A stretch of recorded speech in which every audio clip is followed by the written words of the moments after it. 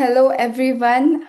Um, my name is Vishakha. I'm your host for today, representing International Mentoring Center, and I am Marketing and Business Support Manager at IMC, and also your host for today.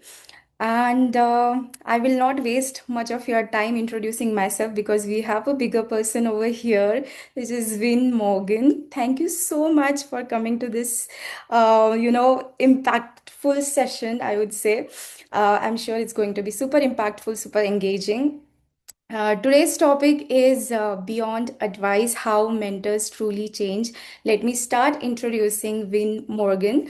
Um, Vin is a certified master transformative coach, mentor, and corporate training consultant with 27 plus years of experience in people development. He works globally with organizations and mentors, helping them move beyond advice giving to, create deep, lasting transformation through clarity, listening, and reflective mentoring. And without any further ado, I would like to hand over the webinar to Vin. The platform is all yours now. Well, thank you very much. It's a pleasure to be with you today, whatever time it is where you are in the world. So I'm going to share the presentation. That being said, it'll be more about not so much about the presentation, more about you than me. And the bullet points here are only there as a guide to help the conversation flow. And the idea is we might spend maybe 30 minutes me sharing this, and there'll be a little bit of interaction. And the last 20, 25 minutes of our hour together will be plenty of time for you to ask questions, share insights, share concerns, whatever strikes you that you'd like to get from our time together today. So as was said, so my name is Win Morgan, and today we're talking about beyond advice, how mentors truly change lives. And the reason I feel strongly about this is that if you think about the classic role of a mentor, it is about us being the expert and giving the advice about what we would do if we were in their shoes. And I think that has a very valid place in the world. But I also didn't know this when I first started mentoring people and coaching and training, that there is something deeper available that can transform people's lives. And that's what I want to get into with you today and share my own little bit of my journey. Um, but also to know that every time I listen to other mentors, and I mentor mentors, I mentor coaches, and I mentor training consultants, when I listen to their sessions with their clients, mentees, coaches, their co-workers, because a big part of my role is, in my mind, I want to hear and see them in their work, and I can't be exactly in the location that they are in their world geographically. So they send recordings, either on video or on just the audio.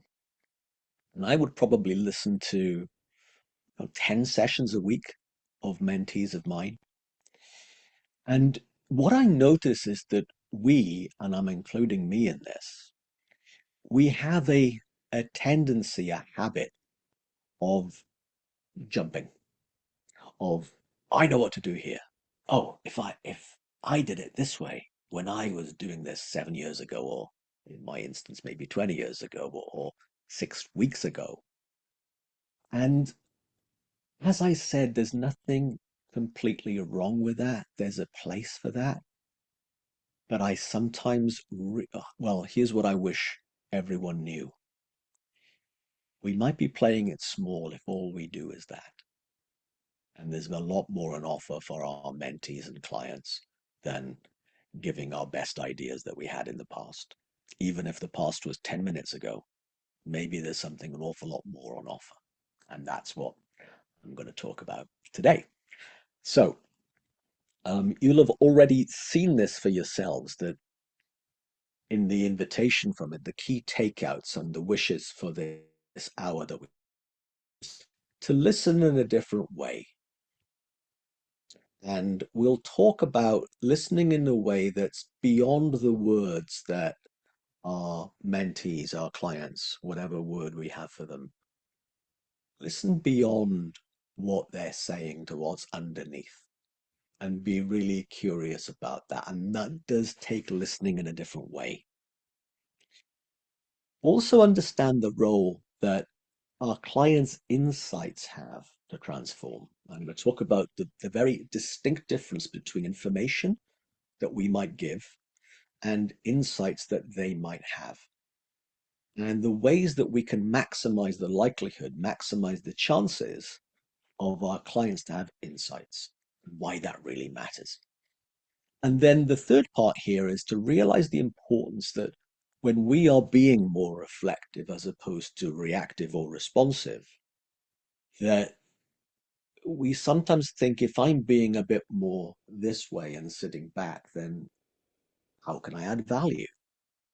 Where's my expertise coming into that? And while I understand those concerns and that self-talk, when we are reacting to that noise in our own heads, we're forgetting the only person who really matters in this conversation, and it's not us, it's them. So something to bear in mind. And what my wish is for you, while all this information I've just shared in these 3 bullet points, is that you take something fresh and new for you. And in order to maximize your chances of taking something fresh and new for you, maybe you having an insight that will transform the way that you currently think about working with people, or transform what you think is possible for your mentees, then that will take for you to be reflective as well. So here's what I mean. I know when I'm listening to people and listening to a presentation or a talk or a webinar, in my mind, I'm often analyzing and validating. Do I agree with this? Do I not agree with this? Is this right? How credible is this person? But what about this? And all that self-talk that I can have in listening. And I know I'm not alone, because if you're anything like me, you could relate to that too. And while I think it's impossible to switch that off, I think we have a say in how much of that we listen to. So as best we can, maybe just close off the critical voice or the analytical voice, the active brain, certainly for the next 50 minutes, just to sort of see if there's something fresh and new for you that might be available that you might not have thought of until now. So with that in mind, I'm going to share what I wanted to share with you today. So I've hinted at this already. In no way do I want this to come across to you in the way that you're hearing me, that there's anything wrong with the way that you're doing things now, or the way that you are learning how to be an effective mentor today. I'm not saying there's anything wrong with it. And I'm not telling you what to do or how to think, because it's all going to be down to you and what you take from this.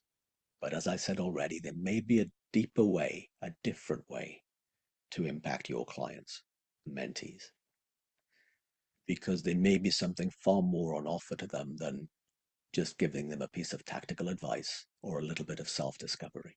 There may be another world available to them. And classic mentoring, well, we know this.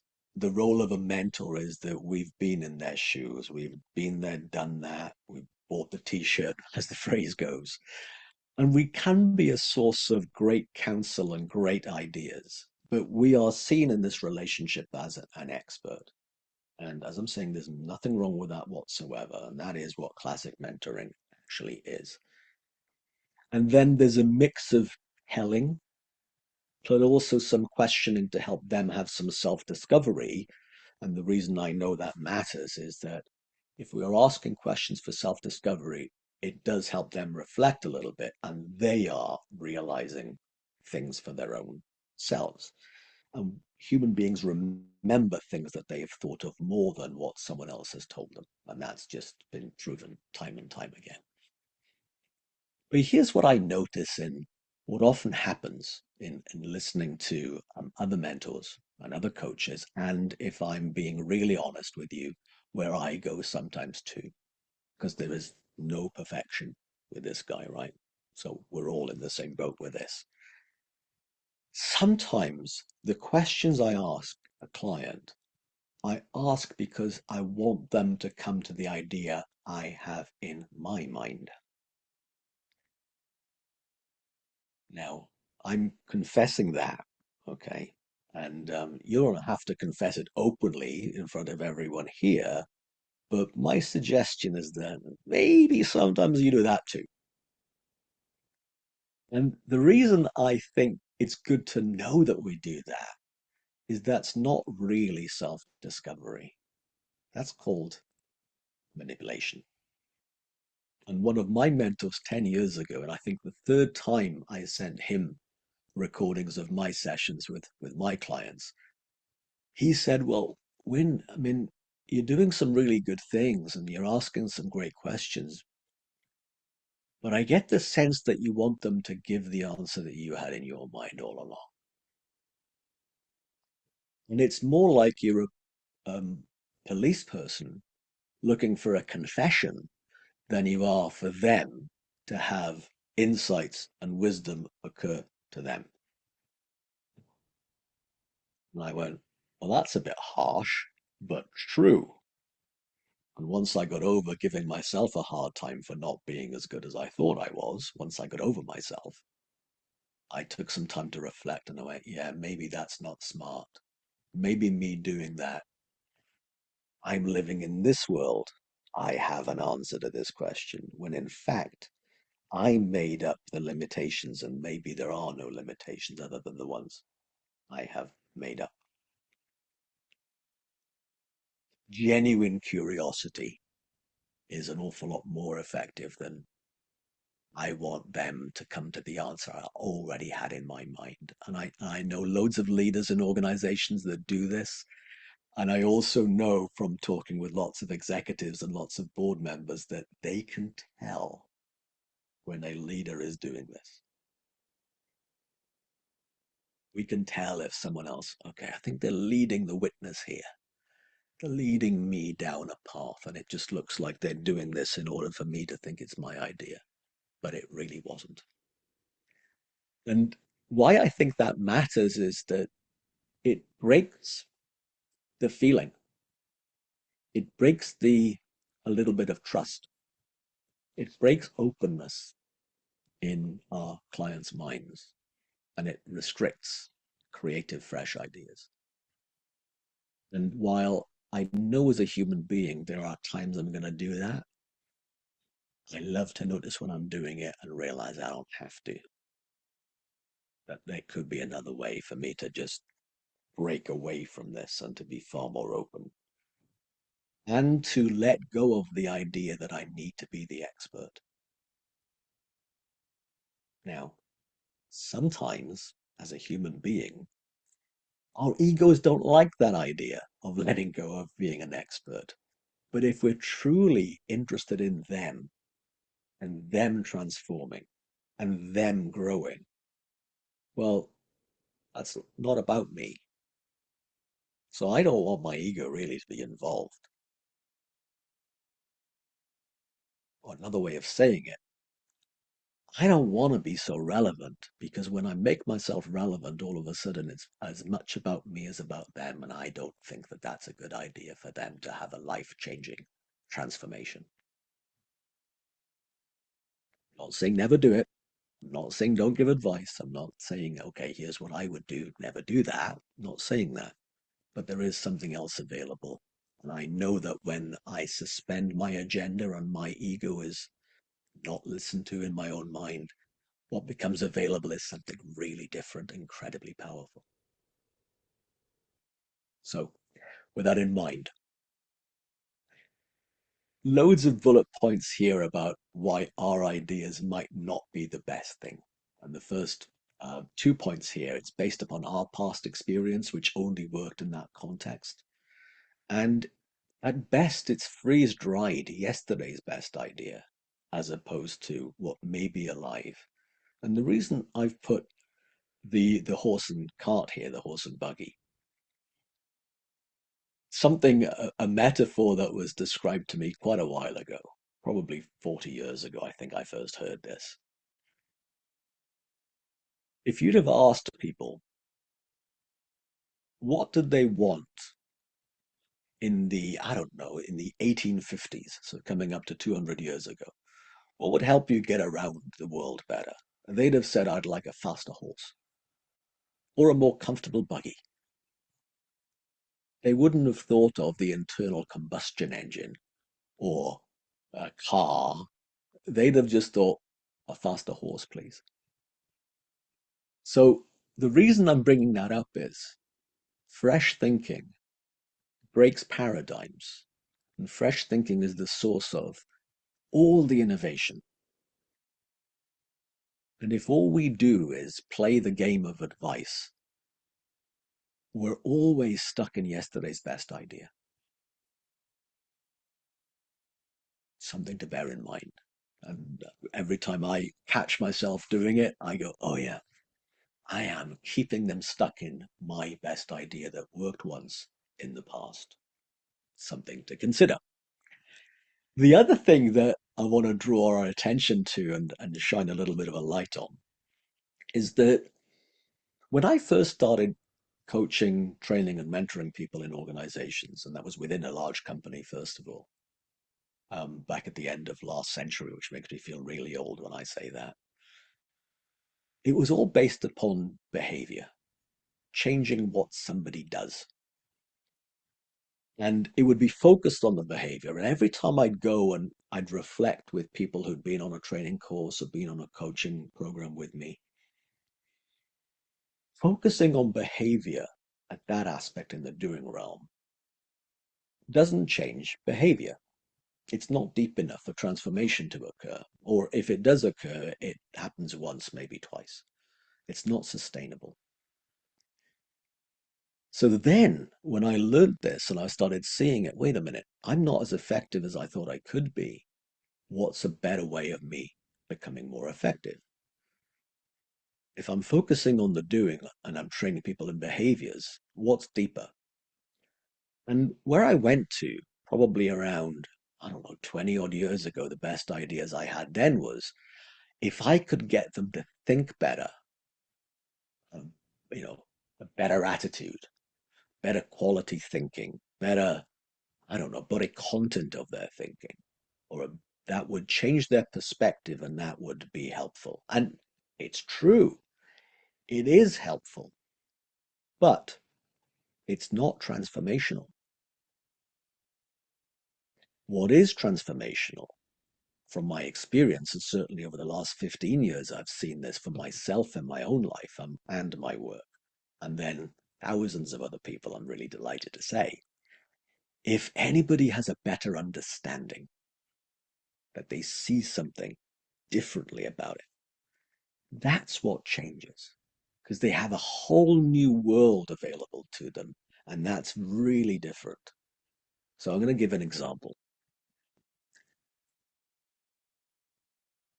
All right. So this is from somebody um, recently.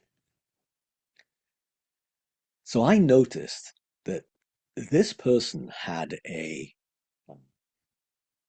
amazing ability to take anything in life personally. So they would take feedback personally and they'd worry about it. Or that someone would say, hey, I think you could do that presentation better, and they would spiral in their mind. Now, at a behavioral level, a mentor would say something like, better doing a, hey, don't take things personally. That, is in the doing realm, in the better doing. Do not take this personally. And the other way of saying it with better thinking is something like, when people take things personally, they don't do so well. Or here's a classic one that I saw recently from someone I know. They were doing a program on this skill of not taking things personally. Now, I'm not saying that's inherently wrong, but I am suggesting here that it's not transformational. Here's what I've realized, and this is from an insight and a realization. Better understanding, I know deep in my heart and in my soul what I'm going to say next is true. Nothing in life is personal. Not one thing. Not one thing. Now you might think, what do you mean? Well, I didn't see it overnight and I didn't see it like that. But over time, I realized that there is nothing in this thing called life that could possibly be about me. When I saw that for myself, wait a minute, nothing in life is personal. I I might still take things personally, it might look personal, but it doesn't mean it is. And that insight is a whole new world. It's not a skill to learn, it's just a fact of life. And that insight of, wait, nothing in life is personal, that changes my entire outlook on me personally, me about me at work, everything. So that takes care of all of my doings. It takes care of all of the thinking I have, is because, oh yeah, nothing in life is personal. I'm taking it personally, which means I'm believing a myth, a story in my own mind that they are doing this to me or at me. Now you might think, well, that's a really big leap. Yes, it is.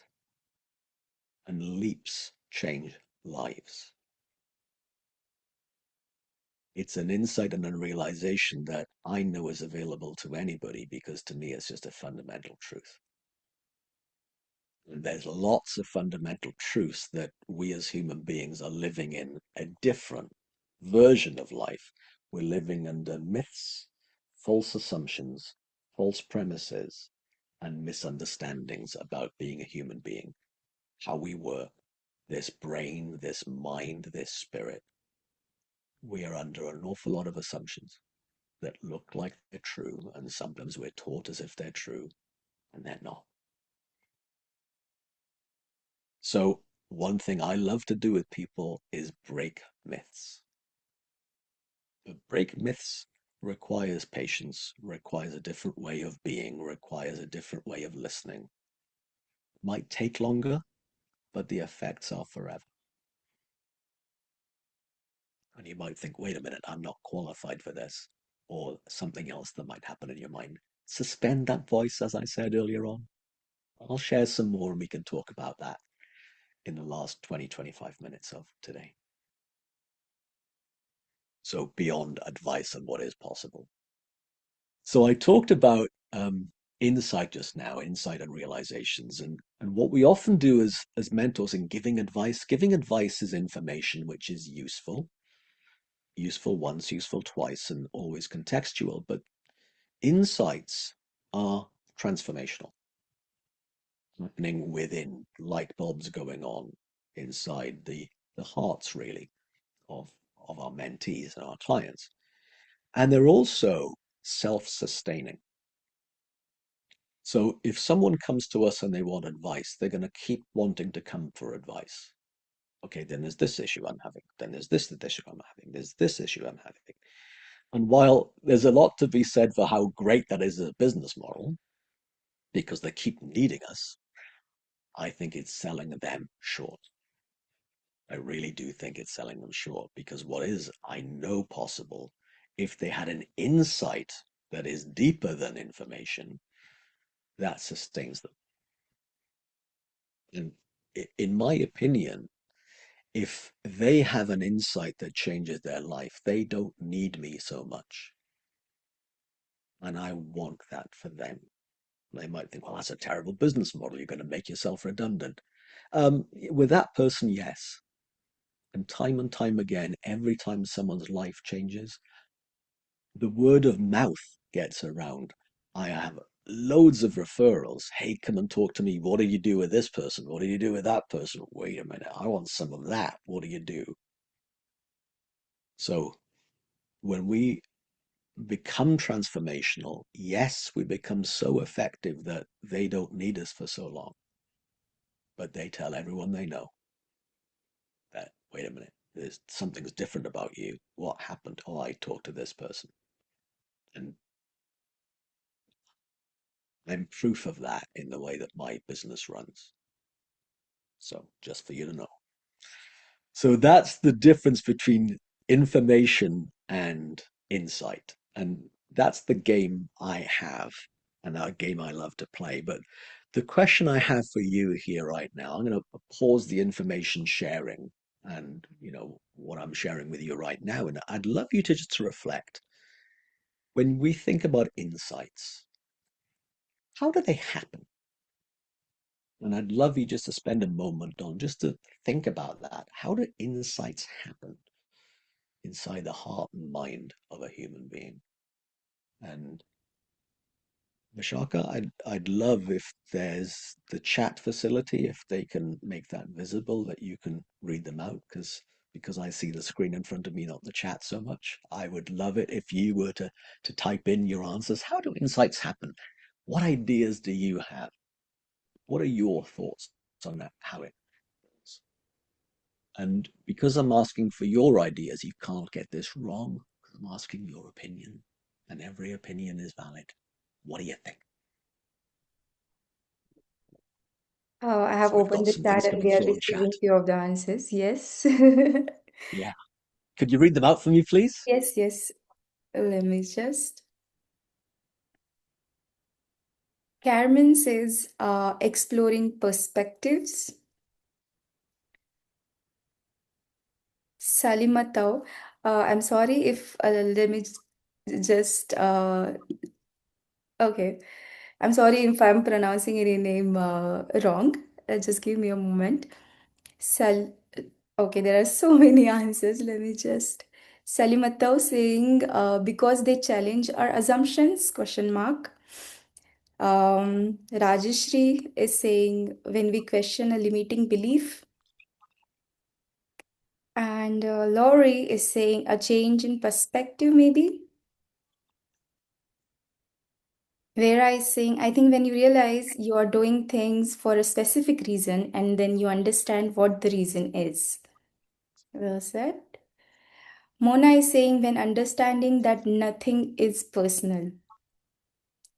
Matthew is saying, when a thought, just to say, when a thought is the brain, when a thought in the brain is connected to a feeling in the stomach.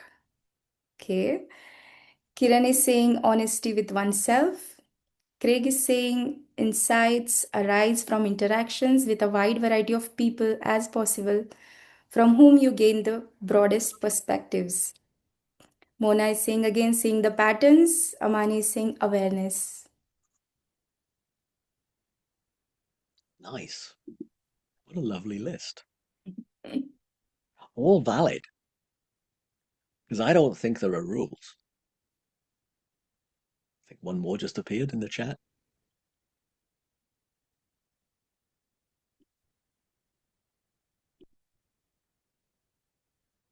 Yes. Did we get them all, or is there one more that just appeared? Sorry. Did we get them all, or has another one or two Yes. appeared in the chat? Vasid is saying very good sharing and rich information. Okay. Safia is saying when you are fixed on certain ideas and not ready to let it go. I think I covered it all now. Oh, well, thank you very much for that. Um, you know what fascinates me with insights is that we don't look at the word insight. And some of the words that you shared there point to it really well. Because within a client's world, within their hearts and mind, it's within them. In other words, you can't install an insight. You can't put it in. It's not information. Insights happen from inside the other person, from inside our mentee and client. An insight is they have something from within that is a new way of seeing something. It is fresh and it comes from within. So, why I think that matters is that it's really common for us to think, well, I can give them an insight. Doesn't make sense. That's not how insights work. That would be called an outsight, and it's not. The word is not outside, it's insight. So I'm going to share with you here what we can do as mentors to maximize the chances, maximize the odds of a client having an insight. And what I'm sharing on the little visual here that you can see is that it's some chips from a casino and a game of blackjack. And in my mind, it is maximizing the odds, or a phrase that I often use in some parts of the world. It's like we stack the deck in the client's favor for insights to occur. We maximize the odds for insight, but we have no control. And that's quite humbling and true. And if we try and get control, we are now thinking harder and we're now no longer reflective, which is something else I'm going to share here. It matters for them if they are in a reflective state of mind, if their mind is open because it's fresh and it's coming from within as opposed to memory or analysis. They need to feel calm, open, safe with us. So the environment would obviously matter if they're in front of other people, or it's loud, or anything else that can distract. That lowers the odds of insights actually happening. And that's for them to be in a reflective state, calm, safe, and they feel open with us. What do we do to maximize that happening in them? Well, for us, we have to be first and to be reflective and to be here. Us to be reflective, us to be calm, us to be open, as opposed to fixed, having an idea. And the second one here, non-judgment. To me, it really matters that anything that they say, we do not judge.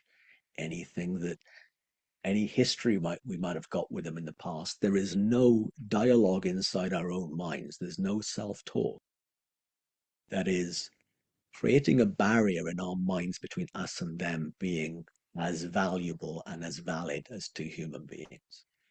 One of my mentors said it's just like two people having coffee together, and there's zero judgment in that. And it matters that that is the feeling between us and them in order to maximize the chances of insights. No self-focus whatsoever. That means I do not have me on my mind. I do not even have an outcome in mind. I have zero judgment. Now, you might think, wait a minute, I do have an outcome in mind. They work in my team. I want them to perform. During a session, if we can suspend that, that maximizes the chance of them having an insight, and insights transform everything, including performance on an ongoing basis. The last thing here I've written down is our feeling state. And here's what I mean. There are some parts of the world that I feel really comfortable in saying what I'm going to say next. And some parts I get in my head about it. Our feeling state, total acceptance of them, and I'm going to use the word love.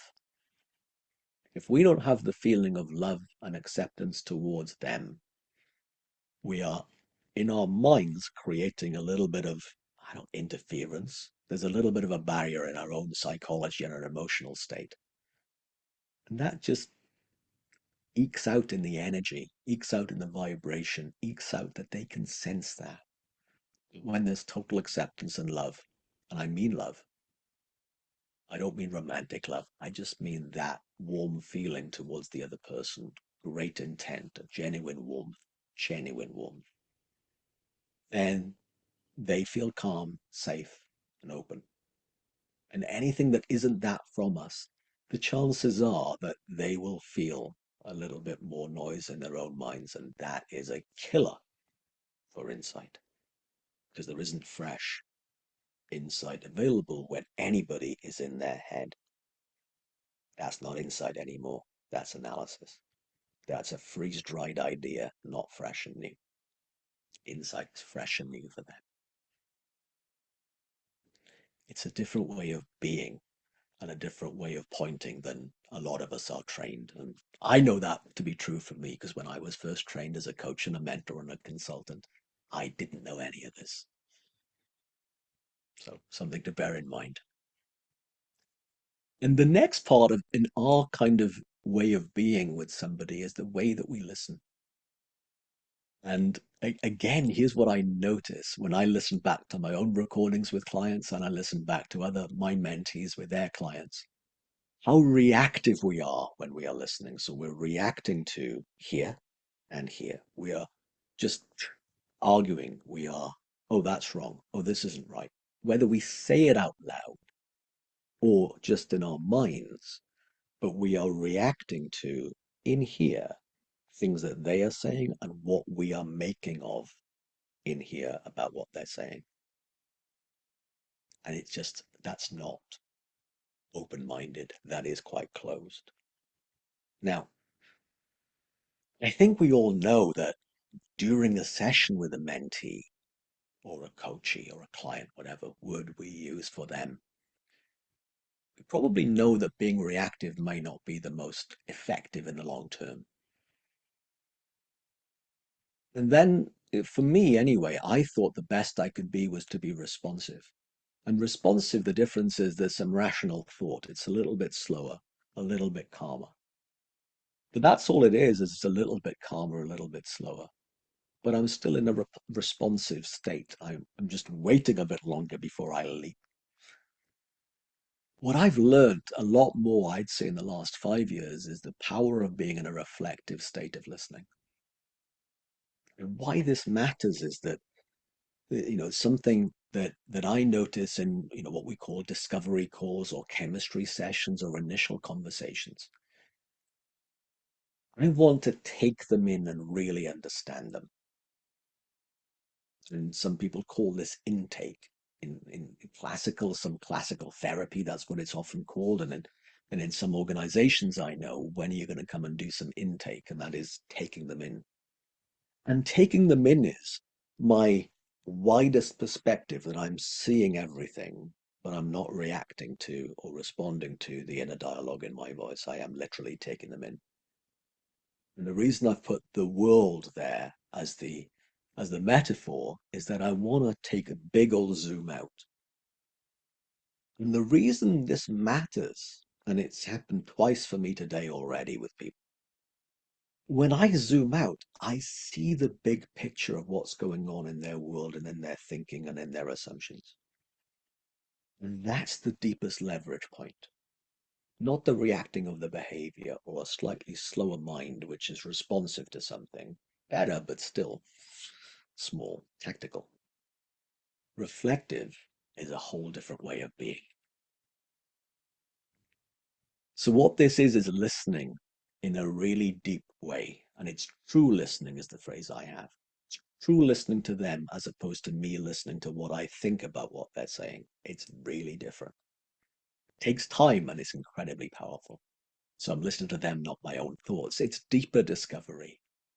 So it occurs when when I notice when people are reflective, me and the people I've mentored who can really become really reflective in their own way of being, they notice what's behind the questions and concerns of their clients and their mentees.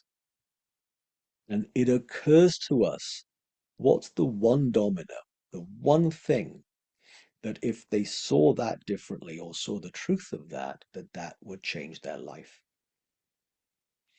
We can't see that if we're being reactive in our listening. We can't see that if we're listening to us, not them. But by being genuinely reflective, it occurs to us naturally. Oh, so example this morning. I was telling you, Vishana, this morning I got up really early and I had a session, um, my second day with a mentee this morning, my time at 6 a.m. They're in a different time zone. So we went from 6 a.m. till 12 noon my time. And this is day two.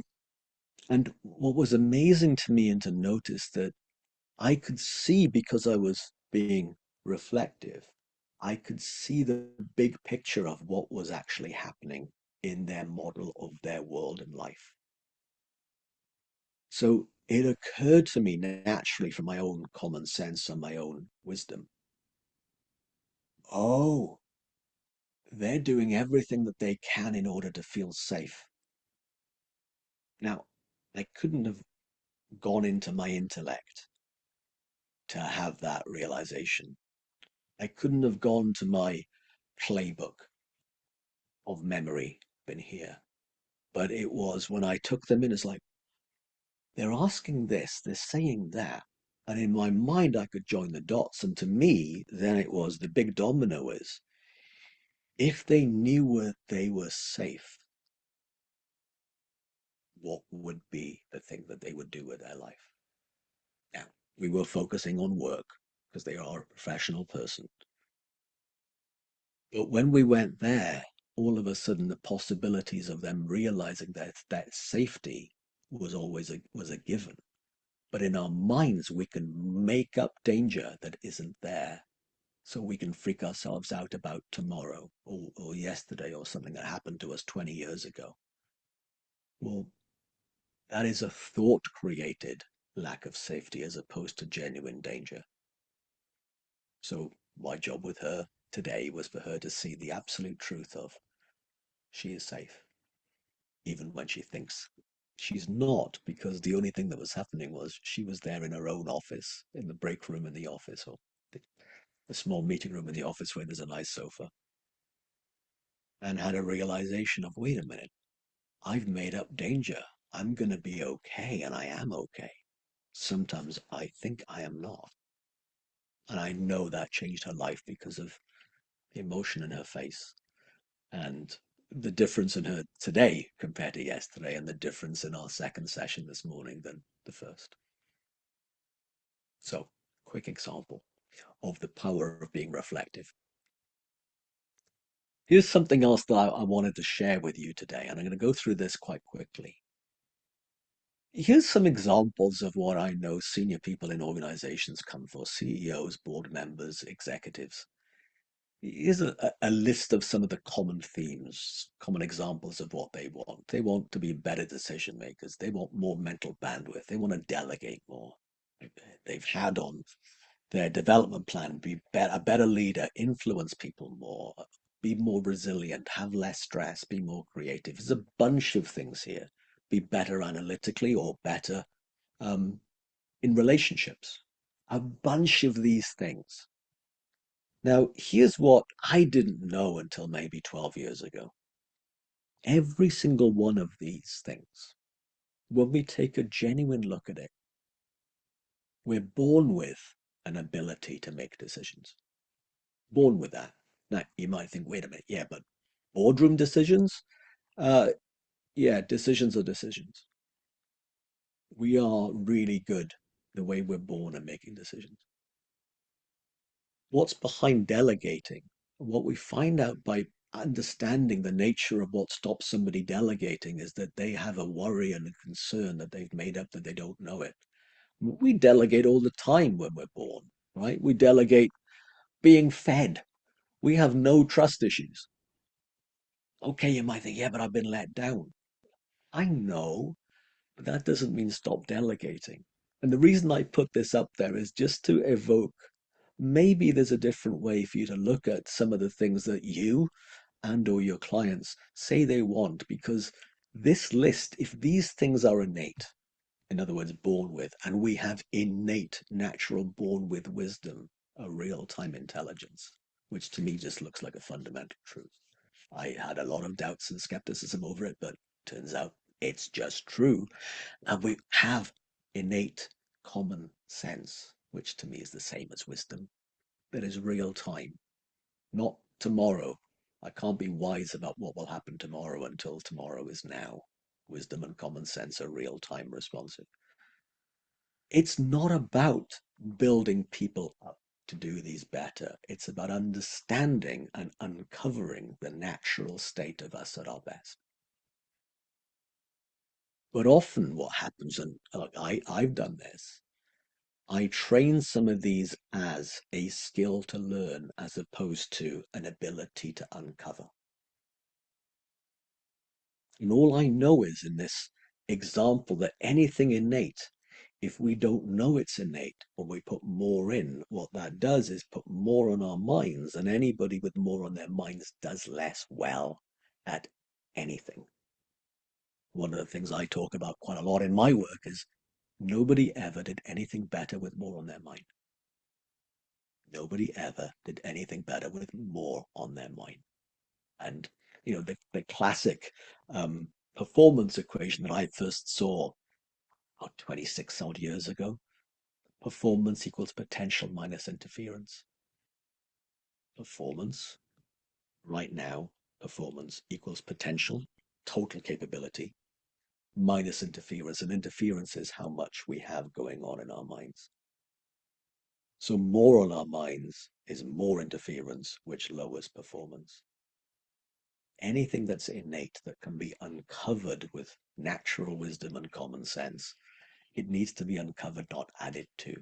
It's more about intuitive, it's more access to a quiet mind as opposed to a busy one. And a busy mind is something a lot of us have a respect for that is misguided. And I can say that for me, because I've seen that, and everyone I've ever talked to, as soon as they see that a busy mind is not to be respected and a quieter mind is, their life changes, as does their performance, because interference is down. What also happens in a quiet mind, potential is in fact raised because of access to a deeper self than we often think is there. So I'm not going to go through this in too much detail other than just to say that what I was introduced to 14, 15 years ago was a pervasive paradigm that we have in the world that feelings come from external circumstances. People and things are the cause of how we feel. And that's how it really does look to us. But how things look is not how things really are. So behind the veneer of how things look is the truth is that that's how we actually feel comes from thought in the moment, or really more accurately, our relationship with thought in the moment. In other words, our feeling state is totally internal as opposed to external. Every emotion is thought created internally within a human being as opposed to externally. Now, you might think, well, that sounds like, what the heck does that mean? This took me 5 years to see. I'm not going to be able to help you see anything probably fresh within 5 minutes, but here's what I mean. When somebody sees that how they feel right now comes from thought in the moment, not from what happened yesterday, because let's face it, if it happened yesterday, it's not the circumstance that's causing the feeling. They are free. They are free. And when we are not digging into thinking and analyzing about what we thought and thinking about feelings, all of a sudden, when that goes, we settle down, our minds are quieter, and we're present to what is, as opposed to present to soothing myself or thinking of myself to think better or to feel differently. It changes lives. So no longer are we ever a victim of what happened yesterday or a concern about what happens tomorrow. All that's happening is we're experiencing thought right now. When anyone sees that, that is life changing. So I've talked a bit about this. I'm not going to go into it in more detail, but if you want more information, email me after this and I can send you some information, including links to my blogs, which highlight the truth of that I was really skeptical about the fact that we work inside out. But also to know, and this is one of the last things I'm going to share about this, is that what's in them always is that they have their innate born with skills, innate abilities. They have unbreakable spirit. Even if they feel down, even if they feel despondent, every human bounces back for as long as they breathe. Our spirit as a human is unbreakable, and I really think it's valuable to know that. I mean, I've had to see that for myself in lots of my down periods of life. I had no idea that I was unbreakable as a spirit. Now, I have disappointments. Not everything goes my way, but my ability to bounce back and be resilient is an absolute given. And it really changed my life to see that. That is a given. I don't have to earn that. And also the access to this wisdom and common sense, especially when my mind is a little quieter and I don't listen to the noise, I listen to something else within me. Because listening to the noise is just more of the myths that my mind can make up because of how imaginative human beings are and how incredibly creative we are. And the best quote I've ever seen on this, and this is why I put that visual up that you can see on the screen. A gentleman called Jack Pransky in a book that he wrote said, "We are the infinite potential and infinite intelligence of the entire universe with the ability to think that we are not. We are the infinite intelligence of the entire universe with the ability to think that we are not." And when I first started, I thought, what kind of mumbo jumbo woo woo is that? Truth is, though, is that we as human beings can feel separate, feel alone, feel like we don't belong, feel like we are the exception, feel like that everyone else is okay and the universe is beautiful, but me, I'm different. And that is, we are the infinite intelligence of the entire universe with the ability to think that we are not. That's how amazing thought is inside the mind of one human being. And when we see that, I know that's a game changer. And that's what's available to our mentees. And of course, what's in them is in us too. And my invitation is at the bottom of this page, what becomes possible when we, as mentors, when we drop out of the momentary form thought has taken. Because a thought, one thought, came from nowhere into the form of our minds, and every thought always moves on. But when we think that thought is fixed and real and it's permanent and it's a familiar thought is so easily taken as an identity. But all that is momentary energy that's taken form. And it will go back to the formless place from where it first came, like everything. And you might think, what's that going to do with anything?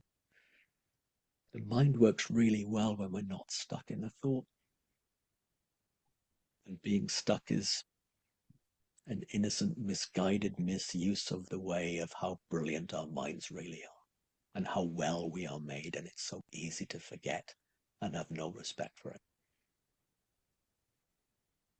So I've covered a lot.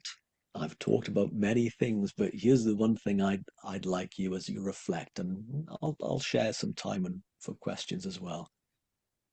Fresh insight or idea from this last 55 minutes would you love to remember?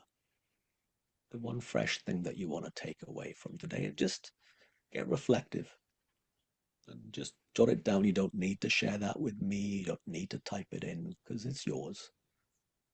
Take a moment and consider that. That's a wonderful session, very insightful. And we'll just go forward with the questions. If anyone has any question, please drop in. The chat box is open, and we are taking questions for a few minutes, and then we'll go towards the end of the webinar today. The other thing to say, if there are questions that we don't have time for today, email Vishanka. Is it okay that they email you and then you email me a list of questions and I reply? Yes, yes, Or sure. they can contact me directly, right? Yes, yes, definitely. I will drop in the email ID. Or I can show it here. If you take a screenshot, you'll have it. Yes. And of course, the replay will be available. So, the final page of this, you'll have it with my email address. And but also, I'm easily found. I think I was tagged in The on LinkedIn. LinkedIn. Yes. Yeah, to where you found the information for this, I'm easily found. There aren't many Win Morgans in the world that have any kind of presence on LinkedIn. One is the head of economics in a university, and I'm not that guy. I'm the Win Morgan coach guy, and I look a bit like the photograph of me, unlike the other Win Morgan. Yes, but also they can definitely reach out. I have dropped in an email. If anyone has any question, you can raise. We have few minutes, or we can just go towards the end of the session. Anyone? So I know there's a few things that have just appeared in the chat, and I know because I'm looking at We the have gotten one PowerPoint question. present. Sorry to cut you off. We have gotten one question. Fabulous talk. When you talk a lot about transformation, is a mentor only successful? A mentee has some transformation. Should mentors be focused on offering mentoring to people who are in need of transformation, or are all people worthy of transformation? All people are definitely worthy of transformation. Um, Not everybody knows it's possible. Not everybody wants it. To the first part of your question, though, which was a really lovely few questions in there, you get to decide. You get to live life on your own terms. You get to work on your terms. And even if I was to tell you what I think you should do, it wouldn't matter to you. What I think really matters is that you get to decide and play. And I know for me, what I've loved in my professional career is how continually the answer to that question has evolved. And I want it to continue to evolve for as long as I'm able to work. My mentor is now 85 years old. He That's still one. learns. That's wonderful. So inspiring. Yes, we have another I'm not question. 85 yet. I've got another 30 years before that, so I can relax a bit. All Go on. What right. was the next question? Our next question is from Cameron. Did you find it hard to transition to this type of mentoring, or was it natural for you? Well, what happened was I tried it the first time. I tried to point to what I saw as a misunderstanding in a client's mind, and they were an existing client I'd worked with for a few years because I'd heard something else. And I shared what I'd heard, and this person had a transformation in front of my eyes. On it was Skype back then, right? So it's a few years ago when I learned what I've shared with you today. And as soon as that transformation happened, I thought, I am not going back to the old way of working. I would be selling my clients short if I went back to tactical or strategic stuff. I want to be in the transformation game. Now, does every conversation need to be that way? No. But I want to be open to that happening for them. And I don't want to sell them short. That's a wonderful answer. Um, I think there's no more question. Okay, you want to say a few last words before we end today's webinar? Right, well, let me just stop sharing and then I can Yes, say hi please. and bye. Well, all I'll say is whatever you've taken from today is yours to keep. And you get to play this game. And I wish you could see it as a game as opposed to I have to get this right. Because when anybody thinks about I have to get this right, it's an awful lot more stress on the mind, and that's not the mind at its best. Enjoy a relaxed mind, enjoy exploring, and keep learning. Have fun. That's lovely. Also, I have a news for all the attendees. I have already dropped a message in the chat box that we have a community of mentor through a global mentoring community, I would say, wherein you can, do peer-to-peer practicing, do foundation level programs. It is a powerful global network, for the mentors and leaders. Obviously, we have the monthly webinars that we do, like we did with Win today. And there are a lot of other benefits. So I would really appreciate if you take a moment and just go to the the link that I provided and register for the community.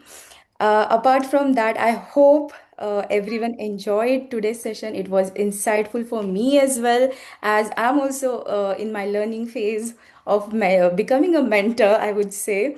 And it was such a lovely session. And thank you so much, Vin, for, it was lovely having you on board. And I hope I get to see you again. Anytime you want, you know how to find me. And thank you to everyone. It's All been right. lovely. Thank you so much, everybody. Thank you so much. Have a great evening. As I'm in India, or if you are in a different part of the world, good afternoon, good morning. So yeah, bye bye.